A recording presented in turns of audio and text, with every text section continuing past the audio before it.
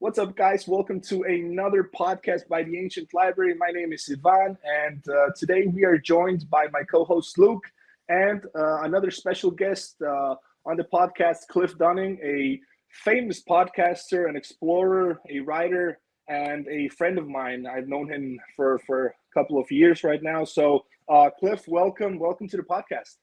Thanks, Ivan and Luke. Appreciate it. Nice to be with you.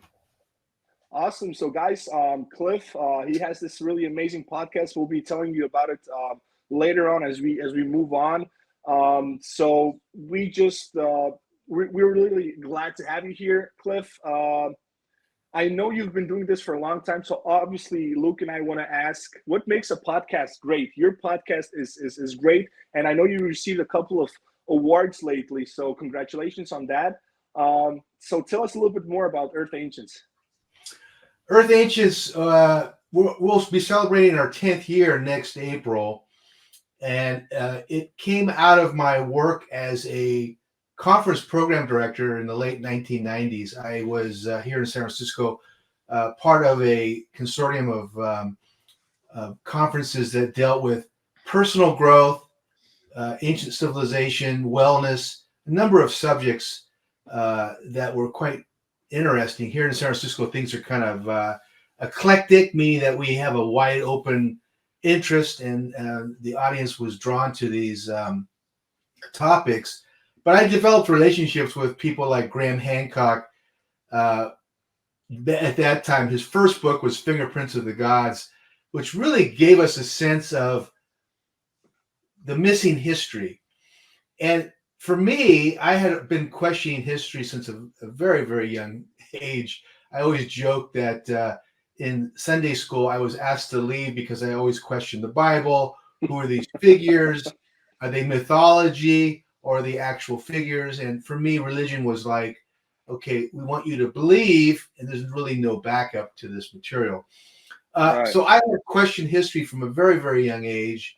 And as I developed into adulthood, my interest continued to grow.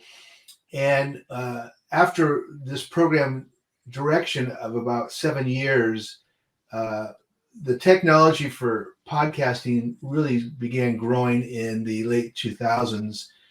At that time, was a marketing consultant, and I was using it to help clients. People who were speakers. Here in San Francisco, we have a lot of authors and movers and shakers in the technology realm, but we also have a lot of people that are original thinkers. And so I had a number of clients that were interested in broadening their appeal, their audience. So Right. in 2013, I began launching different podcasts with some of the rudimentary technology. It's come around now. It's really, really much more powerful. And at the same time, I was launching their material in 2014. I got the idea for Earth Ancients. And of course, again, I had a Rolodex of people, of names that many of these people have passed on. John Anthony West was my actual first interview. And Wow. I knew John very well because I had him at conferences. And so I just organically began doing programs once a week, every Saturday at 10 a.m. And as the technology grew, I grew understanding of it, and I began bringing in components of music and editing. And what you see now is kind of a eclipse of all those years. And I'm happy to say we've been recognized quite regularly, which I really appreciate. We were just named one of the top 100 social science podcasts in the country, United States. Oh, wow. So that's kind of cool. And we've won People's Choice Awards a lot. So, and that's really great. And the thing is, for me, Amazing. That is amazing. I saw I think you shared something, or I saw it on Facebook somewhere, and I really wanted to congratulate you on that. So yeah, That I'm really glad to hear that, especially because I know how much effort you've put into the podcast in the past, and it's really great, man. I hope that one day we'll reach your level in terms of podcasting. Well, I want to say this, and I mentor people who are developing podcasts. First of all, you got to love your subject, and you have to love it. You have to live it too. So you wake and you eat and you drink your your subject. And so what does that mean? What that means is that you're on the internet and you're looking and you're having information directed to you. You can set up a Google search so that you get data sent to you every day, every week, whatever. That's one thing. And We're then gonna there's have to other cut things. in a second. We have to cut in a second because for some reason I'm hearing every second word you're saying right now. Yeah, you're breaking up a little bit too. There's something wrong with I don't know whose connection. I think it's mine.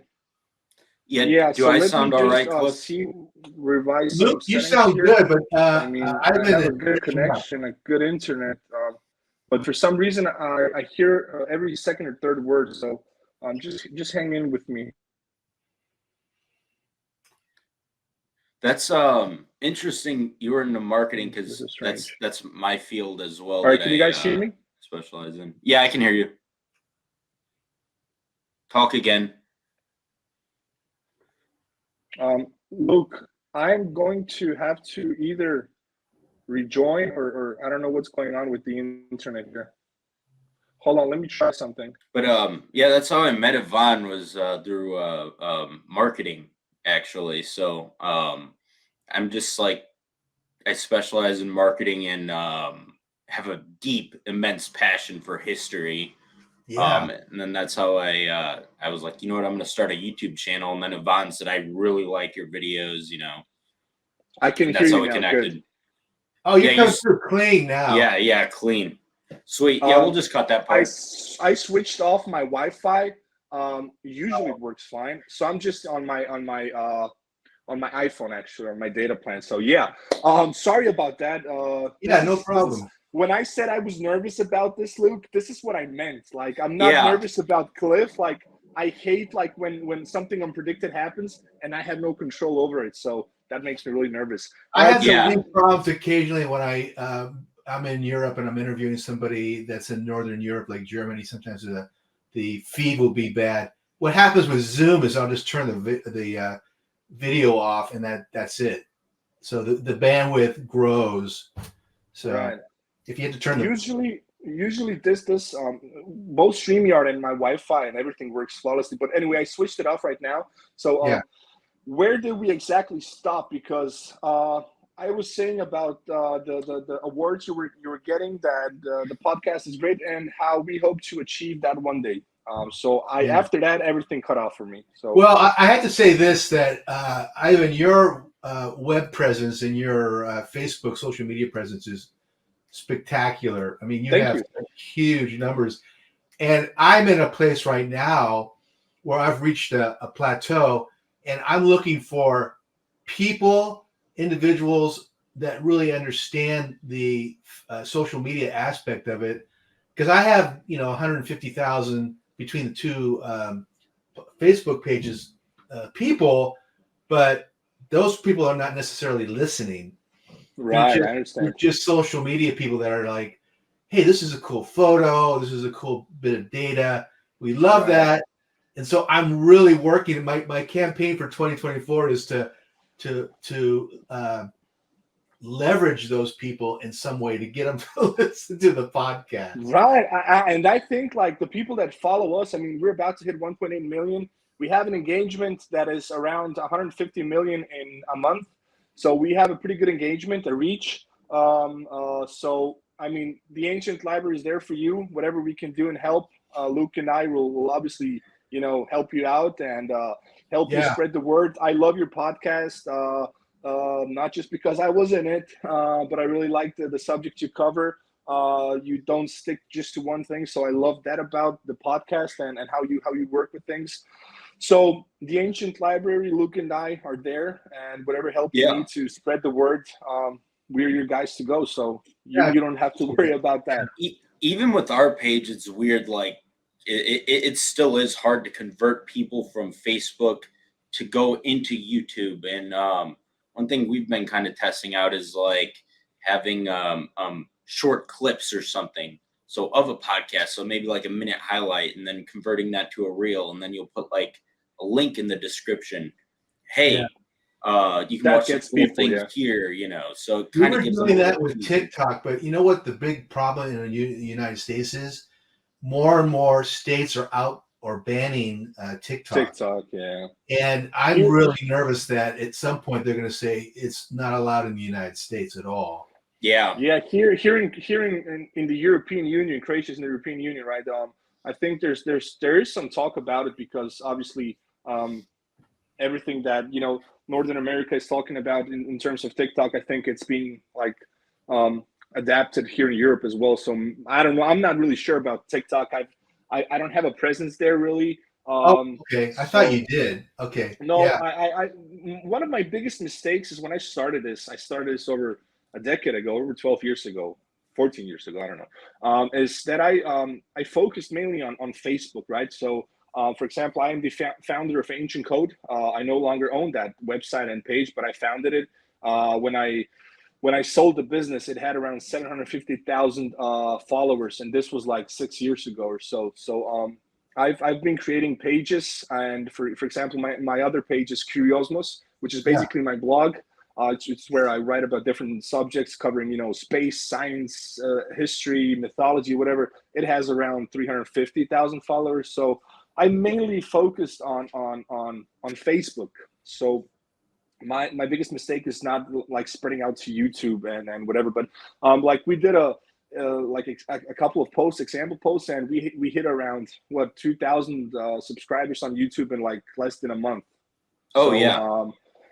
we're right now we're not putting that much effort into that, although we are still, but we're mainly focusing on Facebook, growing the page, and then taking it from there to YouTube and Instagram and whatever. One of our reels on Ancient Library got over 1.5 million views, so that's great. And I was a couple of was it a week ago? Like, yeah, a week ago I was in Venice with my wife because like it's only a couple of hours drive away from here, from where I live.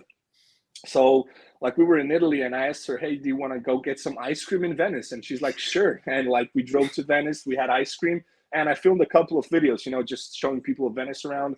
And Yeah. we were speaking, Luke and I, the other day, and that one of those videos has, I think, over 700,000 views already. So And he wasn't you even know trying Walking either. It was around just yeah, a Venice. casual. yeah, I posted it like 6 days ago, and I Wow. don't know. You can check, Luke. I think it's over 700,000 views. I love But that.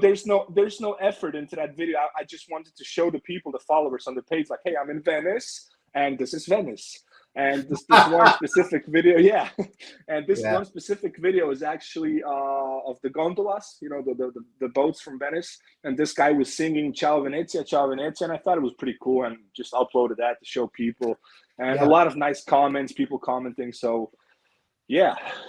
There, That's cool. TikTok is weird too, like with the algorithm. I don't even think I told you this, Yvonne. I kind of occasionally upload videos here and there on Really? there. Yeah, So and it you're a gets, secret TikToker. yeah, kind of ashamed of that. No, Why? but it got like 28,000 followers in 2 months, and it just slows down when I put on serious history content. But it's mostly like meme videos. Like I made something funny. I forgot what show it's from, but it's a guy, and I photoshopped Alexandria. You remember that video, Yvonne? Alexandria is behind him, and he's like, "Okay, well, it's been a pleasure, but I gotta go now." And I captioned it something like Caesar leaving for Rome after setting Alexandria on fire Yeah, and yeah, I saw it. impregnating So Cleopatra. So yeah, that got like 10, yeah. 15,000 views on TikTok. And then I I mean, uploaded it. to tell you the truth, when you said algorithm, there's no way figuring it out. And I've been doing Yeah. this for over 12 years. I've run successful pages, and whoever tries to figure out like the algorithm and what works, what doesn't, you won't. Like the algorithm is ever changing. So social media is just the way it is. But Yeah. Cliff, let's get back to. I know you mentioned Germany, and hopefully one day you'll come to Croatia, man. I'd love to show you around. There's some really interesting places here in Croatia for you to check out. So Yeah, I mean, whenever you you have are an ancient close, history there, don't you? You have some we really, have a lot of stuff. Yeah, man, from yeah. like palaces from the Roman Empire to Dubrovnik, where Game of Thrones was filmed. We have amazing history spanning back thousands of years. So I'm actually going to go on a little kind of tour from Croatia, and I'll be filming at these different cities in the next couple of weeks. I'm going. I think the next week I'm heading down to Split. It's like a 4-hour drive away from here, and Zadar, which is another city in Dalmatia, and Zadar is home to the second largest sphinx on Earth. I don't know if you knew Sphinx? that. Yeah, it's not ancient. It's around 100-ish years old, I think, or maybe Oh, even okay. more. It's not ancient, but it's still the second largest in the world. So it's really Wow. interesting, and there's this interesting story behind it, and so I'm gonna go there and film a little bit. So it'll be interesting. But yeah, definitely when you come to like Croatia or Italy or whatever, make sure to let me know so we can meet up. Most And definitely. Yeah. that leads me to another question. I know you love to travel. You have tours. You take people to Mexico. You take people to Egypt and see these ancient sites. So that's amazing. I would love to go one day. I think Luke too. Maybe we should, join Cliff on one of those expeditions one day. Oh, for sure. We got one, I've a never new been one we there. just launched. It's going to be in Turkey, um, August 14th to the 24th. It's a lot. It's 10 days rather than 12, but Istanbul. it's a really good tour. And the reason that I use this one tour company, Saba Tours, is they cut the cost in half. A Really? lot of Oh guys wow. in my place, they'll charge, as an example, we do Egypt for just under 5,000 US.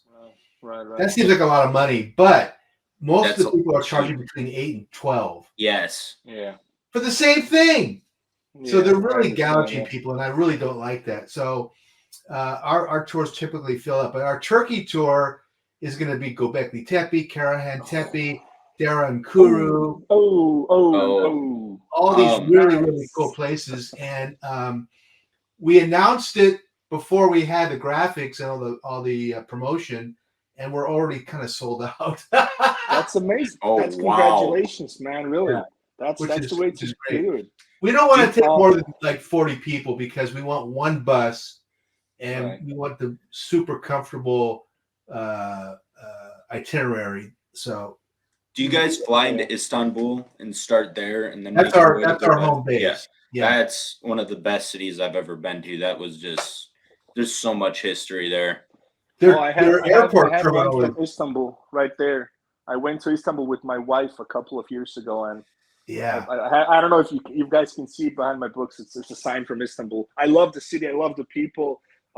Everyone was really cool, and but you need to stay in Turkey for quite a few weeks to get Yes. and see everything. It's just you can't, even a week is like nothing compared I Oh to know. yeah. like staying for Even three just four in weeks. Istanbul, there's a lot to see. Yeah, But I mean you there's can like spend even over a week in more Istanbul. yeah.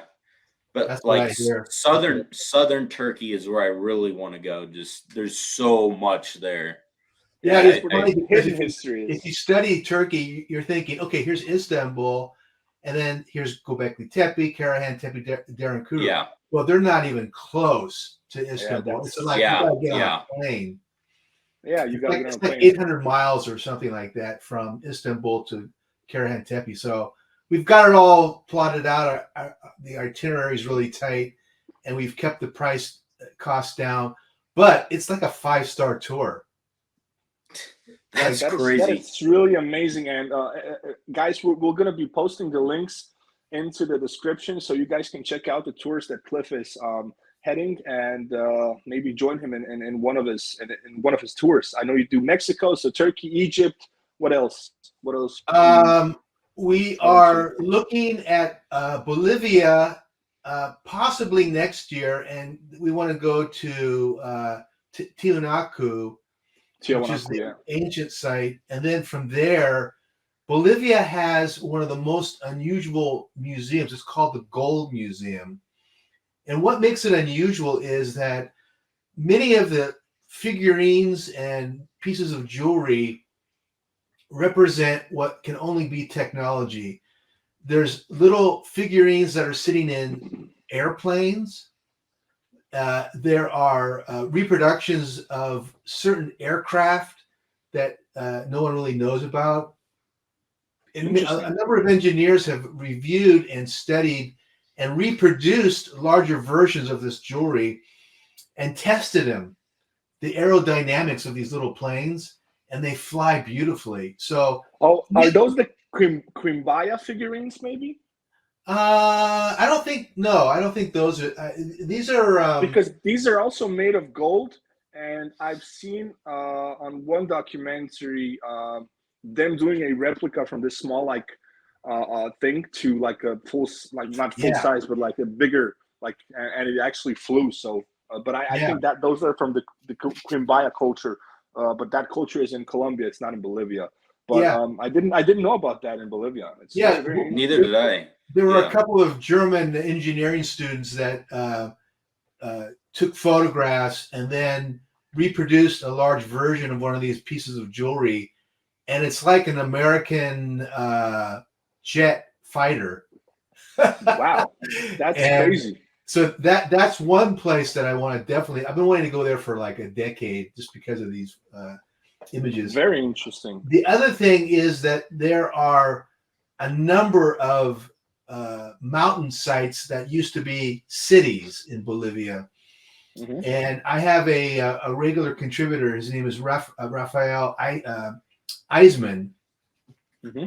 And he has been chronicling these ancient cities for the last 5 or 6 years, and nobody knows about them. That is amazing. There's a whole science in South America that now believes that early man developed in Antarctica and moved north through the Americas and settled South America, Central America, and North America. And the skeletal remains that they've found, oddly, are Homo sapiens sapien, modern human beings. The only thing that's really strange is they have found skeletal remains that are like 40,000 years old. So that is throwing a wrench in the whole history thing. Yeah, it goes down the line. Yeah. So it's very interesting. I think there's the site. I forgot what its name is. It's in Northern America.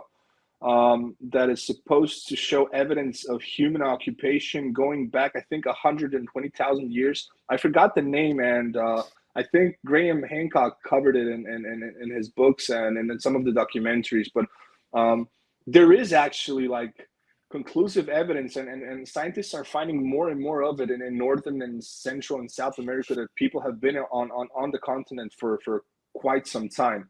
And it's very interesting. I think, for example, one of my most favorite sites in South America, for example, is Caral in Peru. The Pyramid City, the culture, it's fascinating. And just before we go into this part of the podcast, I just wanted to ask you, of all the countries you visited, Cliff, what is your favorite one? Egypt's mind-blowing.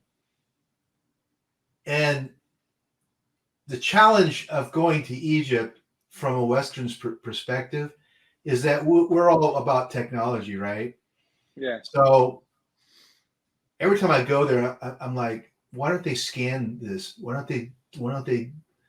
The problem when you go to Egypt is it is filled with obvious antiquities, but the current antiquities department that watches over all these temples, pyramids, and buildings is on a different time scale, different timeline. They don't want this material to get out as fully as the Westerners do. Why do you think this is? Because they want to control the narrative.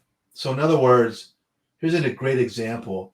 About 2 years ago, 2 scientists from Italy requisitioned a SAR satellite from the European Space Agency, and they wanted to scan the Khufu pyramid because they believed there were much more details that had not been uncovered.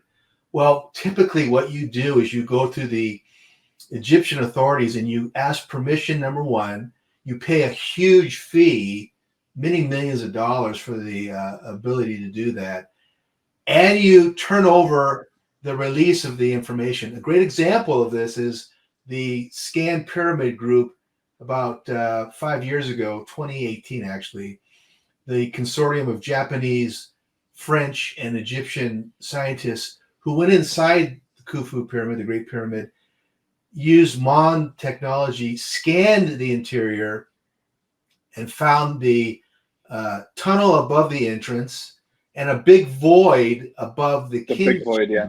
Right? Well, the authorities only allowed them to release the data, the scanned imagery of this corridor above the entrance. There's like 4 or 5 other revelations that they have been restricted from revealing, simply because the Egyptians want to control the narrative. Now, what's fascinating is that the 2 Italians didn't ask permission. They requisitioned an ESA satellite that had the SARS technology, and the SARS technology is a scanning system that is used by geologists to pierce the outer stone body of volcanoes. Okay. So if the volcano is active, they can tell when it's going to erupt or when the lava flow is going to be high, and it's kind of like an early warning system. They used it to pierce the body of the Khufu pyramid. And what they discovered has just recently come out in the last couple of months. They wrote a book called Khufu Khufan. There's 22 new rooms in the pyramid. There's canals. 22? Yeah. Wow. Yeah. It's not only, and they're not rooms in the sense of going and sleeping in a room. They're rooms that are part of a machinery, a mechanism. There's, and I'll send you the white paper if you want. It's pretty cool. I'd love to read it, man. Yeah. Yeah. And you might want to post the photographs, the 3D photographs on your website. But Definitely. they also found canals and pathways that go deep under the Khufu pyramid and hook up with underground tunneling system. So it looks like water was pumped into the pyramid or some fluid, and it was circulated with other perhaps chemicals. Now, Chris Dunn, who's an engineer, NASA engineer, speculates that the Khufu pyramid was an energy developing device of some kind. And he has a new book that's coming out in January called Tesla and the Great Pyramid. So I'm gonna have to take note of that. That sounds interesting. Yeah, you might want to have him on your show. Hey man, I lived an hour 45 minutes from where Tesla was born, actually. Oh, that's right. Yeah, he's in your neck of the woods. So yeah. I'm gonna visit his birthplace soon. Hey, Cliff, I know there's so with Egypt, I know I feel like we always talk about that being one of the greatest civilizations in Africa, but I feel like there's so many other areas of Africa that we don't talk about. I know, like in your podcast episode with Michael Tellinger, you talked about like Southern Africa. I would love to hear your take on. I hear a lot of people talk about the connection between Africa and the Americas as well, and if you think there's a definite connection between those continents. Well, I've gotten to the point when it comes to the ancient history of looking at it from epochs, from where we are now, and apparently there were up to 5 previous epochs, according to a number of independent scientists, most notably Dr. Mark Carlotto. And what he has done is using specific alignments, he has found that a number of major temples, pyramids, and buildings line up to a previous North Pole. This gets into land shifting and Arctic movement. But he says that places like Chichen Itza, Teotihuacan in Mexico City, and a number of places in Egypt line up to a previous North Pole and were erected between 130,000 and 75,000 years ago. Wow, So, that's yeah, and this is the new science. So what he's doing and others are doing as well is looking for other buildings or pyramids or temples that have similar alignments. And so as he begins to correspond, then we bring in this other epoch and begin to understand who they were, what their technology was, and what kind of a human they were. We believe that they were just like us. And Graham Hancock talks about it in his earlier books, but he, along with a lot of other people, are still working on the trail to figure out just how sophisticated they were. Now, the real really cool thing about this is if you study the Hindu yugas and you look at the book called Holy Science by Sri Yukteswar, the yugas describe the previous civilizations. The previous civilization before us wasn't necessarily technologically advanced, like they had the internet, had iPhone. Right, right. They tapped into the Earth's natural geomagnetic fields, which are telluric energy. And we now know through the work of John Burke that not only the Egyptian pyramids were actively functioning as mechanisms, but many of the early Maya pyramids were not only aligned constellationally to different star groups and planets, but they were also tied in geomagnetically to different ley lines. to like harness power, or So what they were able to do, and if you read John Burke's book, he tests a number of pyramids, one at Tikal in Guatemala, yeah, and Chichen Itza. At certain times of the day, the energy rises up, and these pyramids are sitting right on top of these geomagnetic fields. The energy rises through the body of the pyramid. There's quartz crystal that's in the body. It's enhanced, and it's pushed out through the top. Part of the culture were growers of crops, agriculture. It enhanced seeds. They've tested the seeds. They produced 5 to 10 times more crops using these pyramids. But what we don't know, what my theory is that this energy came out and is passed through the atmosphere, and so they understood something about the environment that they would create these pyramids for, and it's some kind of enhancement. My belief is that, like the Tesla Warncliffe Tower in New York, they were enhancing the environment or the air with molecules, with particles that were a benefit to the ecosystem, but very likely also a great enhancer for human biology. And we're just at the tip of this now, but they, like I said, they weren't necessarily technologically advanced according to our terms, but they were highly advanced when it came to understanding earth energy, quartz crystal, which is in granite. This is why we see granite in temples and pyramids, because granite's a conductor. Yeah. And so they were enhancing their environment, and we're just beginning to figure this out. And this is the future of history. And what that means is that, and you were just talking about it a second ago, Ivan, is that in North America, we're discovering that there's settlements that are as old as 120,000 years old. Homo sapiens sapiens are migrating the Americas. Well, just because they don't have temples and pyramids doesn't mean they're not sophisticated. There's a whole mound building culture that aligned their temples to the constellations.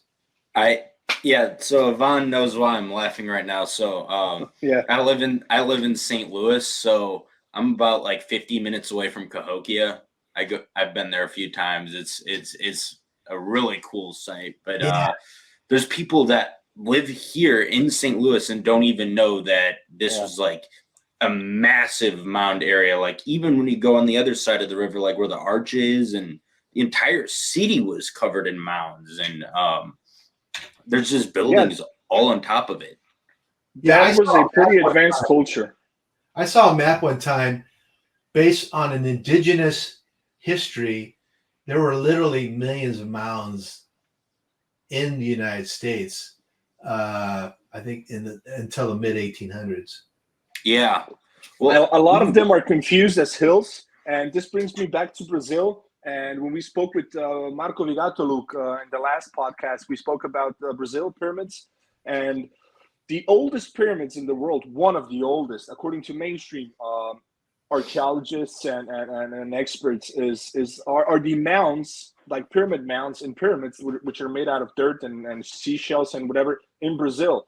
And these are some of the most massive pyramids that existed anywhere else. And a lot of these pyramids were destroyed, especially when Brazil started developing more because these people confused the mounds, the pyramids as ordinary hills, and a lot of them were destroyed. And I can only imagine that the same thing happened in North America. Yeah, I have, you asked me my favorite place to go. I mean, Egypt's one of them, but I've been going to Mexico since 1995, and I was befriended by a Mayan daykeeper, an elder, and I had him come up for a conference, and he said, "Come down and see my world." And the first place I went to in '95 was a private tour of Chichen Itza. Mm-hmm. In those days, you could climb the pyramid. You could climb the temples, you could climb the observatory, and those places are so ancient.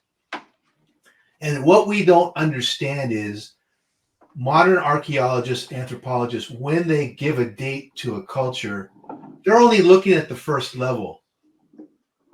If you go to Uxmal, or you go to Tikal, or you go to Ezna in Campeche, most of those great cities are built on top of earlier cities. The Maya are ancient people. And the other thing that we don't know is that there's two phases of the Maya. There's a pre-Maya. And if you talk to Dr. Richard Hansen in Guatemala, he's excavating El Mirador that has the largest pyramids in the world, in the Americas. Huge pyramids. Mm-hmm. And they've dated those to before the Olmec. And everyone's saying the Olmec are the mother culture of the Maya. No. Right. The Olmecs are considered as one of the oldest, but they are pretty much. I think there's and even like more recently there has been like evidence of even earlier cultures in Mesoamerica. The thing is, there's so much to be found. There's so much beneath our feet that we simply don't know. I as I always said, and in many of my articles about history and ancient civilization, I say that I see what we're doing with history and archaeology. I see it as a puzzle, and we're trying to define history as we know it by only having a couple of pieces of the puzzle, and we try to imagine how the puzzle looks without even having the entire picture. So I think that we're far away from actually, finding out everything about our ancestors. And when we spoke to Hawass, for example, and I asked him, hey, Dr. Hawass, how much of ancient Egypt is still hidden? He said that we've excavated only like 13% of ancient Egypt. So if we compare Egypt to, other like countries and continents, like say South America, Central America, North America, I think there's so much history that's still not found, that is just mind blowing. And I Yeah, firmly believe, this actually led me to. But I think you already answered that question. So, do you think that there is a mother civilization that predates all other civilizations, like one civilization that helped other civilizations and cultures that came after to like branch out? I think there's a number of what so-called mother civilizations or uh, uh, early technologically advanced civilizations. This is where the yugas really come in. If you study the yugas, it's cyclic. It's a cycle. So you have earlier civilizations developing a high level of technology that's earth-based, and then they either destroy themselves or are destroyed, like the previous civilization. We had a catastrophic event where there's an asteroid hit that terminates most of the living biology and fauna of Earth. Prior to that, likely that the previous civilization that starts 200,000 years or earlier grew like us, had high tech, and then maybe because we see evidence of nuclear explosions in India, perhaps they destroy themselves through nuclear explosions. We don't know. There's a lot of mythology in India, especially in the Vedas, about the Mahabharata war, and this was a war fought for Earth. And you know about this, Ivan. Yeah, I've written about Vimanas and Yeah, the yeah. Vamana. The Vavanas. That's a whole other part of the Earth's history narrative that is not described, because right now, and I hate to say this, because the United States is kind of like an economic power. Its narrative covers the world, and so we ignore China, we ignore South America, we ignore Australia, and we even ignore Mexico. It's a shame, because in Mexico there are temples that are off the scale in terms of age, and it's all about money too. I had a chance to visit with Dr. Gomez, who excavated the Quetzalcoatl pyramid at Teotihuacan, and I got to go underneath the pyramid and see this. What people think is fascinating is that they think the Teotihuacans were the builders of Teotihuacan, right? Well, Yeah, it's and they were now not. shown that they showed up on the scene, and the city had already been there for thousands and thousands of years. That city is extremely old. Probably, I mean, conservatively, it might be 20,000 years old. Right, because Teotihuacan, the name we know today, was given by the Mexica, the Aztecs, to the city. They say, I think there are accounts that they said that when they came across these ruins, they were all covered in vegetation, and Yeah, so we don't know. Like, honest, we don't know its original name. We don't know its exact age because we can't date rocks or whatever. yeah. Like, we don't know its age. We don't know its original name, original builders. And just as Teotihuacan is like like embedded in such mystery, many other places are as well. For example, La Danta, the pyramid complex, and many other ancient sites. And by the way, Cliff, I actually grew up in Mexico, in Yucatan. I spent over, I think, 15 years in Yucatan. That's why I love ancient civilizations so much. So um, You never I told me actually, that.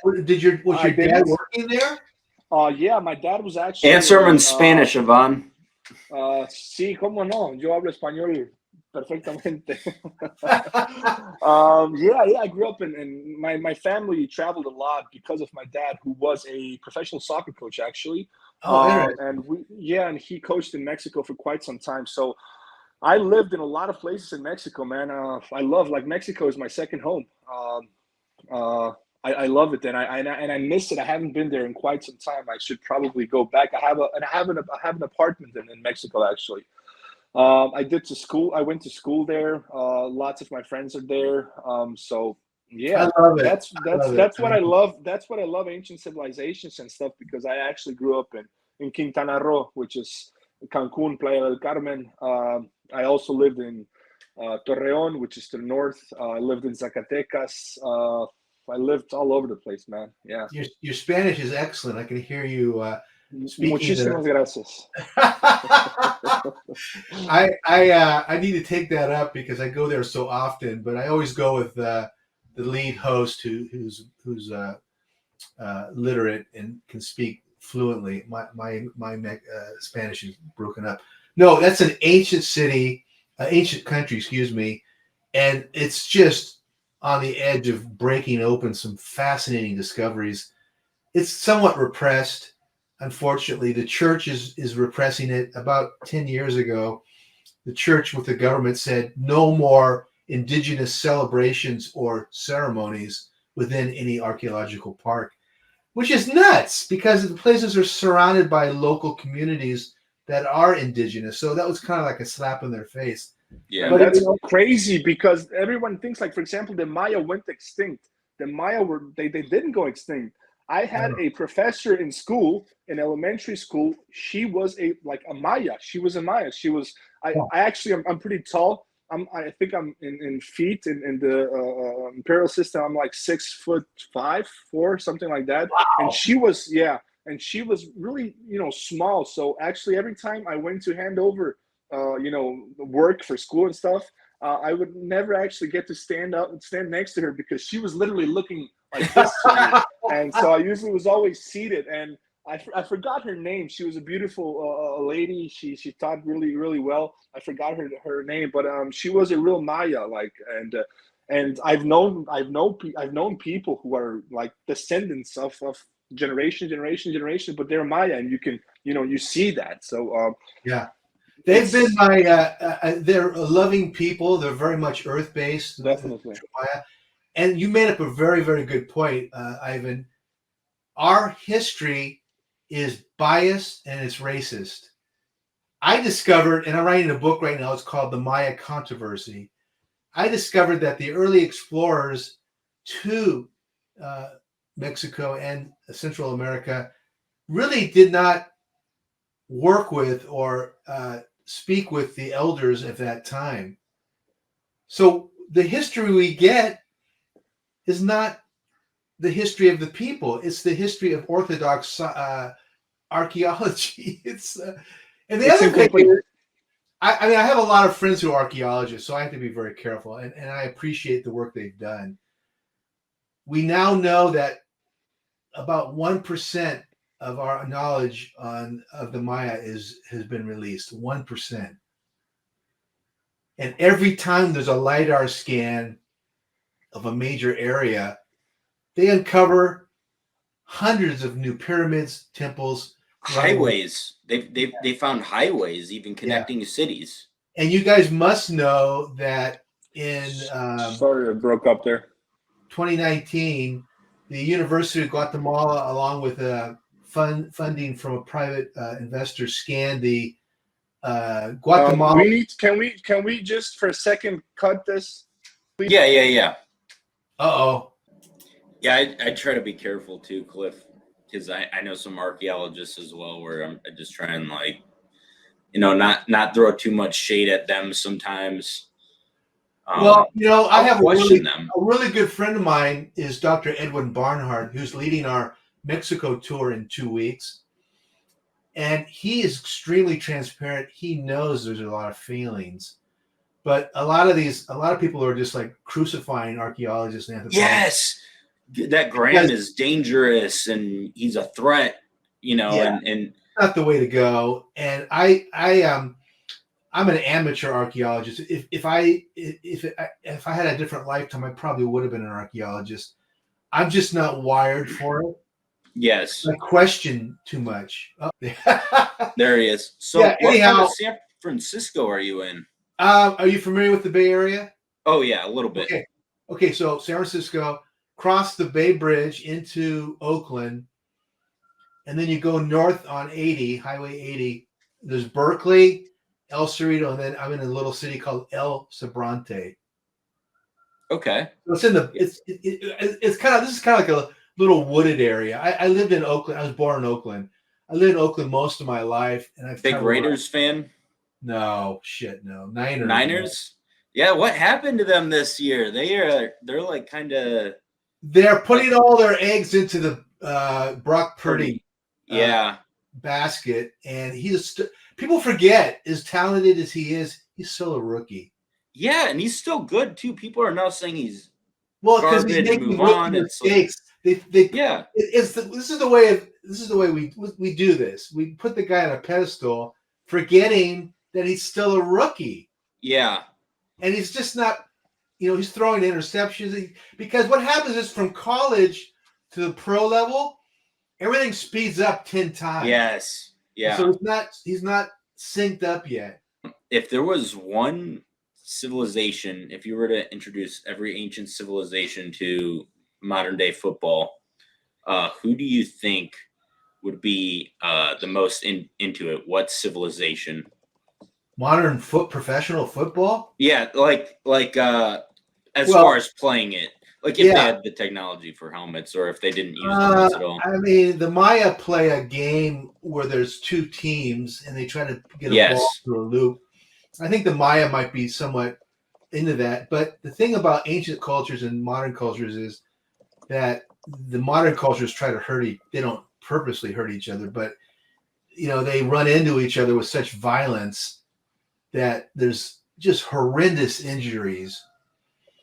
The other thing that I don't like about football is the concussions. Yeah. The cranium is a very thin protective shell around the brain. And we're just now learning. And I love football. I'm not a big guy. I'm only like 5'8", 5'9". But I played football in high school. I loved it so much. What did you play? What position? I was a defensive back. I could run quickly, follow the receivers, and shadow them close enough so they disrupted the pattern. But the speed at which the game is played on a professional level is just crazy dangerous, and everyone's different. Just the collisions, doesn't have to be helmet to helmet, but physical collisions can shake the body. And these guys that are professional football players, they're trained to pump iron, to build solid muscle. So you're talking about running rocks, right? So those rocks and that is enough to really damage these guys. And so anyhow, the ancients were more elegant. They didn't collide with each other. Right. So although the Maya would be suited to play professional football, I think they would be deterrent, just the impact that is required to pull somebody down. Now, if they played flag football where you don't collide, I think that would be very good. Another civilization I think that would be into it maybe is Spartans. Yeah, the Greeks. Yep, but don't call it football. You don't play it with your feet, man. But it's a foot long, so that's why we call it. I'm joking, man. I have to. I know. Professional football coach. I mean, soccer coach, right? So, and I did play myself football, the real football, not American football. So yeah, I just had to bring this out there. I always mess around with you and your Falcons. So yeah. No, yeah, I'm a Falcons fan. Don't tell Cliff. Oh, you're in Atlanta, Georgia, huh? No, I'm in St. Louis. It's weird, but ever since I was a kid, I liked watching Michael Vick play. So he was fun to watch, and I didn't like the Rams. I didn't like the Rams here really. I don't know why, but probably because they were bad. So and then I stuck through it with Matt Ryan, and those were some fun years and disappointments. We're not going to talk about that Super Bowl, but I get so frustrated so easily that when Brock Purdy last week threw those interceptions, I just basically turned the TV off. Yeah, I can't deal with it. I can't sit through any more of it. I really want to see a game out there. I've never been to San Francisco, so if I'm ever out there and I see a game, I'll definitely hit you up. Yeah, I'm all about the microbrews out here. Oh yeah, there's some good ones from what I've heard. Yeah. And speaking of breweries, you know where the world's first alleged beer is from? Proven. Isn't it Egypt? No. There's a bunch of places that have looks like Iran, Iraq, The somewhere the there, yeah, Mesopotamia. the oldest found one. I think it was older. I think it was all over the world, but the oldest recipe. Sorry, I didn't phrase that question right. But the oldest recipe that we found was actually Sumer. Oh yeah, Yeah, yeah. that's one of my favorite areas is Mesopotamia. Ivan's more Egypt. Um, and I know you mentioned this earlier, Cliff. Was just how much little is actually known about Egypt and how a lot of people don't let that information out there. It's almost like, you know, a lot of gatekeepers there holding back. I feel that's even more strongly felt about Mesopotamia in general because even more people don't know about that. Like if you ask the average person walking down the street, like name a Mesopotamian civilization or something, they'll a lot of them can't even name one of them, and there's some there's some crazy stuff there, and I mean we see like the flood myth too there as well, just like we do every culture, and I think there's a lot we can learn from Iraq as well with the ziggurats. The ziggurats are very cool. You know, the real challenge of the Middle East is that you got to be careful where you travel because Yeah, they're beautiful, Iraq, Iran, but if you're from the Western culture, you're going to be bait for a lot of those places, and the terrorists are housed in a lot of those ancient places. And so I've wanted to go to Iraq for years, same. Yep. you know, to see some of these temples, but or Iran, but I would be a pawn, especially from the United States. You got to be crazy. I read about and occasionally there's people that will be hiking along the border of Iran or Iraq or Turkey and Iran, and they'll get caught, and that'll be a mess for the State Department to deal with because they got to get them out. So until That's things, so terrible. That's like you have so much history out there in the world, and it's yeah, your planet. It's one planet. We're all on the same rock floating through space, um, and you can't get to witness that. Like it's humankind's history, and it's shameful. I feel angry about the fact that like we can't go to some of these places because of all the stuff that's going on. And I also hate it so much how much of these temples and sites have been destroyed in the last couple of decades. And that's something that hurts, like for a history lover, for someone who really loves ancient civilizations and everything they've achieved. It's painful to see something be destroyed and never we'll never get to see it again. It's just terrible, and I feel mad about that. yeah, it's funny that you mentioned that because there's a lot of different religious ideologies that feel that these historical statues, buildings, pyramids, whatever, conflict them. And so rather than thinking that it's others should be enjoying it, they would rather tear it down. And there's been buildings and statuary around the world that have been destroyed uh, because of a religious faith. And this is why religions are a challenge, when it comes to ancient history. So, Ivan, are you there? You're frozen. Oh Oh boy. no. Yeah, he froze about a minute ago. So I don't know There what's he going is. on. I don't know what's going on. The internet is at this is like I feel like I made this happen when I said I'm nervous about this. Like I feel like this is because I've said I was nervous about it and all this stuff happens right now. Yeah. I Internet wanted to connection going ask you close. guys. SpaceX is doing this interlink. He's putting up like satellites every week, and there's something like 3,000 satellites. You should look into that, especially Oh because you yeah. have people all over the place. Usually we have excellent internet here where I am right now, But for some reason, the internet is acting up today. Like I have fiber optic internet, and I do have access actually to Starlink internet here, Yeah, but Starlink. I never really got it because my connection is usually pretty good. So I don't know what's going on. It's like acting up on purpose. So A friend of mine was in Africa and he was using Starlink to do some live broadcast. It looked really clean. oh yeah, the internet is really fast I and don't it know. I has don't know great how. coverage. I mean, I don't know if he paid a lot of money or whatever, but Elon Musk is wanting to make the local governments pay, so it's not an individual fee, and then everybody can have the internet. Yeah, I You think know? it's here in Croatia. I think Starlink is around $100 per month. I think something around that. Well, that's not cheap. That's for people It's that not cheap, have no no. income. That's really a lot. It's not cheap, yeah. And internet here is usually like fiber optics internet here in Croatia. If I'm not mistaken, it's around say $25, $30.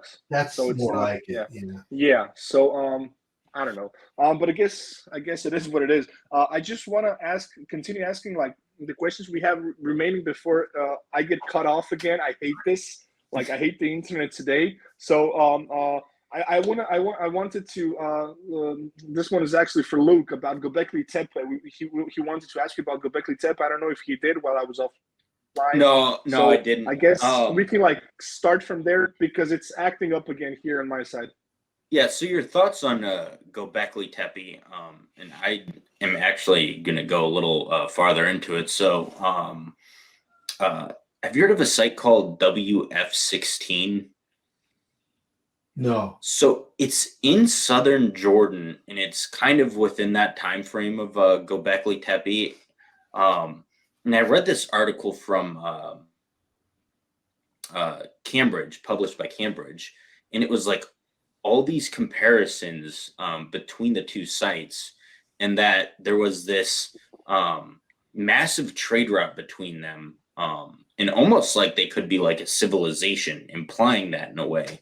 Like there were seeds from Göbekli Tepe found at WF16 and vice versa as well. And this is kind of leading me to believe a little more that Göbekli Tepe really wasn't just like, you know, an individual group of people at that one site. Were there more multiple sites? Was this like a little mini civilization? And there's so much more mysteries surrounding that. And every time I kind of like bring that up to, people that are in the academic field, I get kind of shut down on that right away. And, I'm called crazy, and it's really not that far fetched to think. But there's still so many questions we have about Göbekli Tepe, and I wanted to know what kind of some of your theories and thoughts are on that site. Yeah, it's funny because this week my guest it's actually I just went up this morning at 10. This week is Hugh Newman, and his new book's called Göbekli Tepe, Karahan Tepe, the world's first megaliths. And he, more than anyone else, as an independent researcher, has been there since the beginning. He knew Klaus Schmidt, who through the German Institute excavated Göbekli Tepe completely. But what most people don't understand is that Göbekli Tepe is on the side of a hill. There's 20 or 25 unexcavated underground temples that are in that local area. And the discussion that we had this week included an archaeologist. Our staff archaeologist is a woman named Jen Deo, who was excavating the Middle East for a long time. She believed that they were dug at the end of the last ice age, which is approximately 12,500 years ago, when there were massive number of deaths. And she believes that was a death cult that would sanctify life. And then as people were coming and reconnecting and dying, they would cover a site up and then they dig another one. So that was her belief. Now, what's really weird, though, is if you've seen Gobek or Karahan Tepe, the sculpture reliefs are very cool. They're A little creepy too. they're really creepy. Hugh took a photograph of one site at Karahan, and he shows how the winter solstice light comes through the side of the temple, hits this one male head, highlights it completely with a full light, and then fades off. And it's like, well, why would they do that? Well, it could be that you're getting the energy of the solstice coming through the winter solstice, and they were able to align their temples so that they could tell when the best time of the year to grow crops was. Also, fertility. And this is one thing that we see in Mayan cultures is these alignments, both astrologically and through cosmological focus. They were able to tell people to have your children procreate at this time of the year. And what it's looking like is that they were able to create very high functioning humans, is the guess, because they were aligned with this energy, cosmological energy, earth energy. And you see women pregnant, you see babies, you see little animals and stuff like that. So it's like a fertility rite that is going on. Right, and potentially some sacrificial stuff like Kieran Tepe as well. There was that bloodbath, some people say, or something. I saw like someone talking about that. I don't know if that's I don't know if that's true or not. I'm really. You've heard that though? I have heard it, but I don't think I don't think those are blood pools.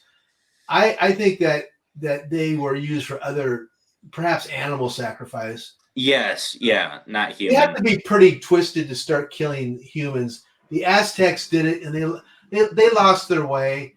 The conquistadors came across the Maya at the last stages of their civilization, when they were feudal lords and kings fighting for land and taking prisoners and sacrificing them. That is the worst and the lowest phase of humanity that we're looking at. And they're not what the Maya or the earlier people were all about. That was the degenerative final phases of these people. So human sacrifice is not part of right at all. No, not at all. Not at all. So but Göbekli Tepe, we still don't know a great deal about. A lot of people, including Zahi Hawass, strangely don't really seem to understand the implications of these earlier sites.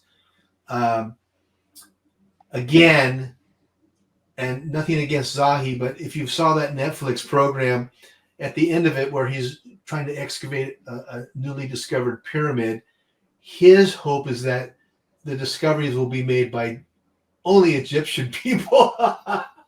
And he's not happy to see other cultures taking the high road. And this has become a problem because they are delaying important discovery. Yeah. And he seems to be okay with it. You got to remember, up until about 100 years ago, there were only nomads in Egypt. And this is why Napoleon in the 1700s came and basically, pushed aside everybody and disassembled entire pyramids, not pyramids, but temples, and brought them back to France. If you go to the Louvre, the ceiling of Hathor Temple has been taken and reproduced in the Louvre. Yeah. And I love the Hathor Temple. And what they did is they took an impression of it. And when you go there, you see the reproduction that's been replaced, that has replaced the original ceiling. So, and that's devastating for the people who live there. So this is the same with like Greece too. I actually have a post scheduled for later. I wrote about the Six Sisters. The Sixth Sister is in the British Museum, and that was taken by a British diplomat for the Ottoman Empire. And you see, I put a lonely picture up. It's like 5 of the sisters, and there's one missing spot in between them. And then the picture underneath is that lone sister in the British Museum, and it's I know Greece is really fighting hard to try and get that sister back. Well, the whole front of the Parthenon is in the Louvre. Yeah. If you walk into the first part of the Louvre, those figures, they took the whole front of the building.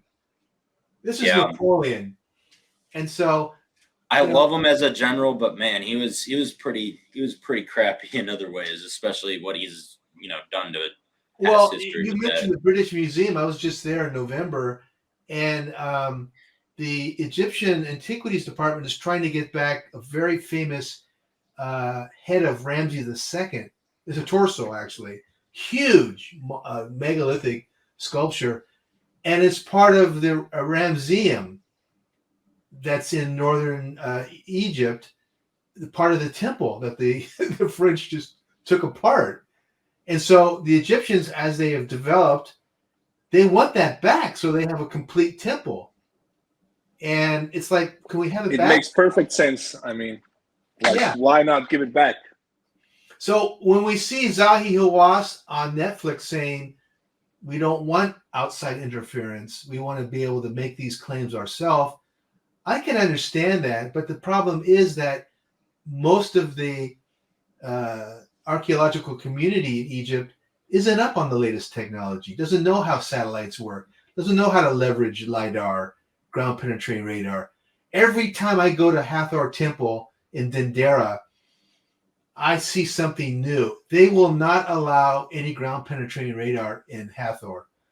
The truth of the matter is that Hathor Temple and the Isis temple that sits on the back are sitting on top of a very early temple underneath that they've discovered. So if they were to excavate down 10 feet, it would probably be such an eye-opener and so revolutionary. It would probably give us a sense of truly pre-dynastic Egyptians that are likely in the teens, 12, 15, 18,000 years in the past.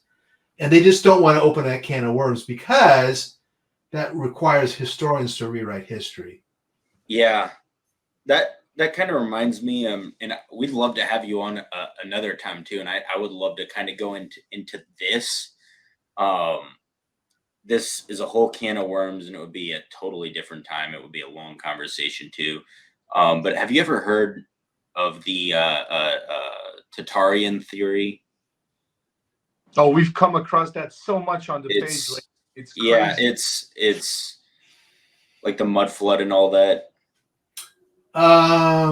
No. If you're talking about newer, flood mythology, that's everywhere. No, it's newer. No, not flood, like not the literal flood, but these people are on about like the entire planet was apparently flooded by mud or whatever, and they say like there's these Mongolian hybrid Russian civilization built temples all over the earth, and only like a few hundred years ago there was a mud flood, and that most of history is a lie, like up to like 100 years ago or two. And they were saying like, yeah, the pyramids were built by the Tatarians and all this stuff. And I actually go out of my way to watch their content and stuff just because I want to be educated on their talking points. I think it's crazy. But I can't say that on the podcast, Luke. We will censor that. That's fine. Luke, I'll just tell you, Luke's got his hands full. We'll just add a duck sound like quack. Yeah. I already got it, man. Yeah, but I would love to talk about that because I've studied them to a T because I know how it feels with, I'll bring up something that someone else brings up. Like I'll bring up a Graham Hancock talking point. Like, this is an excellent point he made or theory, and this could be possible. And whenever I bring that up, people are like, oh, no, that's crazy. That's crazy. And it's like, okay, well, at least go out there and read about it. Watch a video about it at the very least. And people don't go out there and look at this other content out there. So I'll at least give them the benefit of the doubt and watch their content. But it's still like. So much of history is total guesswork. Yes. You know, Yeah. and the biggest issues are that we don't have the documents, we don't have the codices, we don't have the cuneiform terracotta language. It's still being decoded. It's still being understood. And this is my big problem, is that we're expected to believe what has been written. Well, this different interpretations, this different guesses, different hypotheses, and that's our history is pretty much guesswork. I mean, there's little. I mean, up until, let's say, up until 500 years ago, we got paperwork, we have known figures and things like that. But when you start going beyond, say, 500 years, then it's like, well, we think, we hypothesize, we theorize that this is how it happened. And then when we get into epoch changes, like the end of the last ice age, when we have Göbekli Tepe, Karahan Tepe, we're totally out of our element, And so it's funny because Zahi Hawass didn't even know where Göbekli Tepe was until a few years ago. Someone had to tell him that. We had a lot of people. This is scary. We had a lot of people telling us, like, why didn't you ask him this? Why didn't you ask him that? And I was like, we already know what he's gonna say. So we just stuck with the bare bones, it's Hawass. I like to say that I'm part of a new breed, and I say this all the time on my podcast. History must be multidisciplinary in its approach. Yes. And what that means is that what are historians? They're social scientists. They're not science. Right. So you need to bring in an engineering, chemists, physicists, other scientists to look at it. When you bring these other people in, you have a whole different narrative. What's happening right now, whenever I go to Egypt, is it looks like Ramses II in that middle dynastic period was the great pretender. Everyone thinks that he built a lot of temples, a lot of pyramids, a lot of iconic structures. What we now know is that they found it when they came up in power. They were there always, and so he places his cartouche, his signature on a lot of works that are not his. His ego is so massive. It looks like there's a very famous sculpture in the Cairo Museum of Khephren. It's cut out of solid granite. It's beautiful. Well, a number of engineers have said that this is artificially created. It was not hand carved. But Khephren's cartouche is carved at the very bottom of it. But if you compare the design and the technology behind the cartouche that was carved and the beauty of the sculpture, it's two different periods. So Egyptologists would never admit that. But if your work is technology and carved electronic stones and things using technology, you have to look at that. And again, there's a lot of sites that are attributed to this pharaoh that just are not they couldn't have been done. Have you been to Abu Simbel?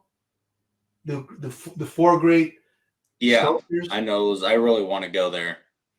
So that's attributed to Ramses II. Right. There's no way in hell they had the technology to carve those monstrosities. Did you see how they reconstructed it, didn't they?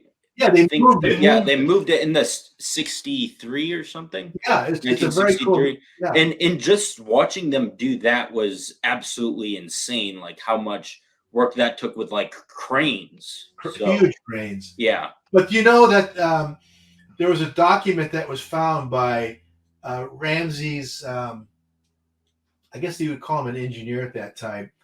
One of the four figures, the head and shoulders was broken off after an earthquake, right? And it sits in front of the figure. Well, this engineer Ramsey asked the engineer, "Can you please fix this?" And the engineer said, "We don't have the we can't we don't know how to do it." It's because it was there before he even showed up. Right. And there's a lot of stuff like interesting, especially when talking about ancient Egypt. Like for example, there are no blueprints or any texts or anything for how, like for example, the pyramids were built. Like there's only like one, like the papyrus they found at they call it the Mirror's Journal, which mentions like stone being transferred from across the river to where the pyramid is. But it doesn't specifically say that the stone was used for building the pyramid. It could have been reconstruction, it could have been repairs, it could have been whatever, right? So I find it really like strange why there are no ancient texts that mention how some of these things were done. And I think that's one of the biggest mistakes experts are doing right now, is not asking some questions like those. For example, I mean, we know that the ancient Egyptians were really good scribes. You know, they wrote down everything in their history like really well. And I cannot help to ask why they never, like, you know, I mean, they built such amazing structures. Like no one really never thought about writing down how it was done, or you know, I find that really odd. Well, I think that if you've been to the Giza Plateau and seen these monolithic sized sphinx and the pyramids, it's not a science or a people from any early any period around, you know, the dynastics. These are buildings and construction level places that are beyond our comprehension right now. And that's why it's really good to have guys like Chris Dunn, who, as a scientist or an engineer, can go, how in the hell did they do this? Rather than just giving into it, it's Khufu's pyramid. Well, they found one cartouche, and all of a sudden, oh yeah, it's Khufu's pyramid. Well, Khufu fixed it. He repaired the Sphinx. Have you ever seen the Sphinx from above? Yeah. The head doesn't really match the body. Yeah, we had a couple of images go viral, Yeah. showing the Sphinx from this different perspective, and it looks just odd. It looks off. It's off. It's totally, it's ass backwards. It's like whoever the builders were, whoever added the head, they weren't paying attention. Definitely not. And especially if you look how meticulous and how incredible all these other temples are, pyramids, and everything basically that you know that comes from that period. It's just odd. So I don't know. It's Yeah, I mean that's why it's a lot of mystery out there. We have given the Egyptologists, the archaeologists, anthropologists, we've given them this power to provide us with a narrative, and it's becoming a mistake. It's becoming detrimental because it's like, oh yeah, the Great Pyramid was a tomb. Well, wait a minute. Here's a scan from a star satellite that has 22 rooms, various shafts and canals that brought liquid or something into the body of it. No, it's not a tomb. Perhaps it was there when the early dynastics got there and they sanctified it because it was from the gods, the previous epoch. And so they modified it for their use. And when you go to the king's chamber, that there's this one box that looks like a sarcophagus that was likely added, or it was part of the original design. But to say that it was built for the body of a pharaoh is a joke, because if you go to the other pyramids, like the bent pyramid or the red pyramid, and you go down those shafts, those aren't made for people. They're maintenance shafts. You know? Yeah, very very interesting, and especially now that just we're gonna about to wrap it up. But before we do, I just wanted to say that, and I wrote a couple of articles about that. For example, when you look inside the king's chamber, the king's chamber, and inside the Great Pyramid, and then you say, okay, this is a tomb, and this is where the body was, whatever. Have you seen the walls? Have you seen how cold the room looks? And then No like hieroglyphs. later like pharaohs and see how beautiful their tombs are, how decorated they are. and it makes you like think, okay, the Great Pyramid is such a marvel of ancient engineering.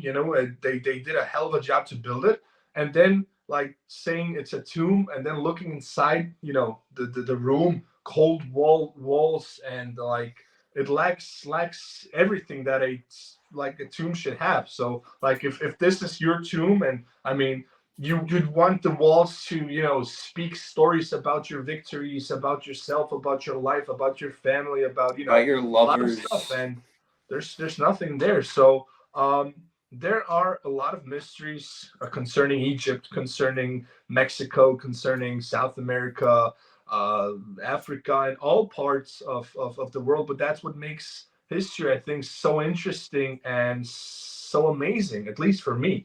And I think that your tours and everything that you're doing is really awesome. Hopefully, one day I will be able to join you, Luke and I, join you on one of those tours and explore maybe Mexico, since my Spanish is so good. Maybe explore Mexico one day, but Okay, buddy. I Show think the off world more. is full of mysteries, and I think a lot of the stuff we think we know, I think we just scratched the surface. I think there's so much more out there to be discovered, and I can't wait what the next couple of decades will reveal in terms of history, civilizations, and everything else. And hopefully, humankind, our civilization, won't destroy itself in the next couple of decades. So, That's if true. we remain on this planet in the next couple of decades, I think we're going to be making great progress in discovering more about our ancestors and everything else. Well, Cliff, I wanted to say thank you. We've been an hour and a half into this podcast. It was lovely talking to you. I hope that you will be on this podcast again in the near future. We have so much stuff to talk about, from ancient civilizations to pyramids and everything in between.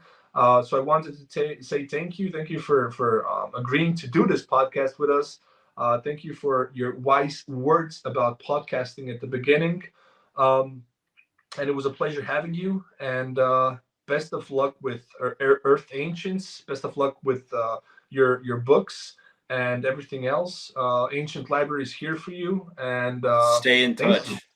Yeah, please stay in touch. Hey, Ivan, Luke, it's been a pleasure, and always can happy to come back if you would like to have me back. And Oh, I love the absolutely. topic of ancient culture, and always enjoy drilling down into specifics. So it's fun talking to like-minded people. It was amazing having you here, and I'm sure that in the near future we'll be speaking again. Best of luck to you, and congratulations on such a successful podcast. We will be posting all of the links, guys, for Earth Ancients in the comments and in the description. So make sure to check out Cliff's page, YouTube, and podcast, and everything else in between. Thank you for watching. This is the Ancient Library podcast, and we'll see you on the next one.